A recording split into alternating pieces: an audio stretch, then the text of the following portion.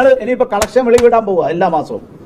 സകല കളക്ഷൻ ഇപ്പം ഞങ്ങൾ ഉണ്ടാക്കി വെച്ചിട്ടുണ്ട്. ഞങ്ങളിപ്പം ഞങ്ങളുടെ പുതിയ യൂട്യൂബ് ചാനൽ വരുന്നുണ്ട് വെള്ളിത്തിര, അതിൽ കൂടെ ഞങ്ങൾ എല്ലാ കളക്ഷനും വെളിവിടും.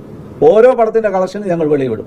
ഇവരൊക്കെ പറയുന്നത് 100 കോടി ഒരു പടം കാണിച്ചു തരട്ടെ, വെല്ലുവിളിക്കാൻ ഞാൻ ഇവിടുത്തെ ആർട്ടിസ്റ്റിന് 100 കോടി രൂപ ഷെയർ വന്ന പടം ഞങ്ങൾ ഷെയറാണ് കൂട്ടുന്നത്, അല്ലാതെ ലോകത്തുള്ള കോസ്റ്റ് ഒന്നും അല്ല കൂട്ടുന്നത്. ഷെയർ വന്ന 100 കോടി ക്ലബിൽ വന്ന ഒരു പടം പറയട്ടെ.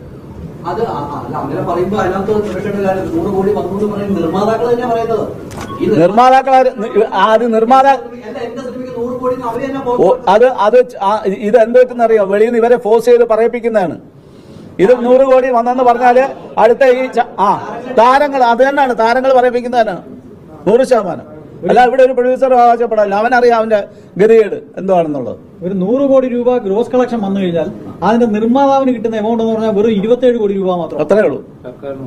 പിന്നെ സർക്കാരിന് 30 കോടി രൂപ കിട്ടും. നിർമ്മാതാവിന് കിട്ടുന്നതിനെക്കാട്ടിലും കൂടുതൽ കാശ് സർക്കാരിന് കിട്ടും.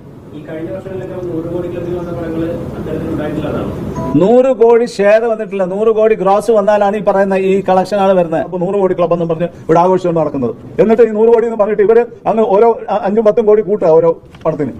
പോരാത്തതിന് ഇവര് ഇത് മാത്രമല്ല, അവരുടെ റെമ്യൂണറേഷൻ പോരാത്തതിന് ഓവർസീസ് റൈറ്റും കൂടെ പിടിച്ചു വാങ്ങിക്കുകയാണ് പ്രൊഡ്യൂസറുടെ കയ്യിൽ നിന്ന്.